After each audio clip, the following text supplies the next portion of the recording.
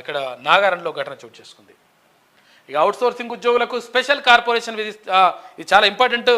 మొన్న అవుట్సోర్సింగ్ ఉద్యోగులు ఒక సభ పెట్టుకున్నారు ఇక్కడ రవీంద్ర భారతిలో, హైదరాబాద్లోని రవీంద్ర భారతిలో. అయితే అవుట్సోర్సింగ్ ఉద్యోగులకు సంబంధించి స్పెషల్ కార్పొరేషన్ ఏర్పాటు చేస్తున్నట్టుగా ప్రభుత్వం ఇప్పుడు ప్రకటించింది. ఏర్పాటుకు రాష్ట్ర సర్కార్ ప్లాన్ చేస్తూ ఉంది. అన్ని శాఖల ఉద్యోగులంతా ఒకే గొడుగు కిందకు వచ్చేందుకు ఏర్పాట్లు చేస్తూ ఉందంట. దళారుల దోపిడీ నియంత్రణకు ప్రణాళిక చేస్తూ ఉంది. వివిధ శాఖల్లో పనిచేస్తున్న అవుట్సోర్సింగ్ ఉద్యోగుల కోసం స్పెషల్ కార్పొరేషన్ ఏర్పాటు చేసేందుకు సర్కార్ ప్లాన్ చేస్తున్నది. అన్ని శాఖల్లో ఉద్యోగులను ఒకే గొడుగు కిందకు తీసుకొచ్చేందుకు సిద్ధమవుతుంది. మొన్న ఇక్కడ రవీంద్ర భారతిలో జరిగినటువంటి సభకు అక్కడ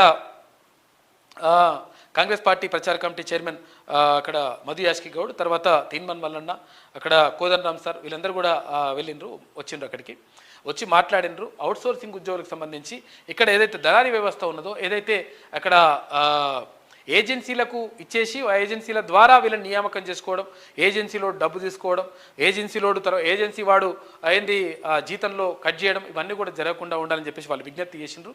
దాని మేరకు ఒక నిర్ణయం తీసుకున్నట్టు అవకాశం ఉందంట. స్పెషల్ కార్పొరేషన్ ఏర్పాటు చేస్తున్నట్టుగా తెలుస్తూ ఉంది. అది జరిగితే కొంతవరకు వాళ్ళకు కొంచెం రిలీఫ్ అవుతారు.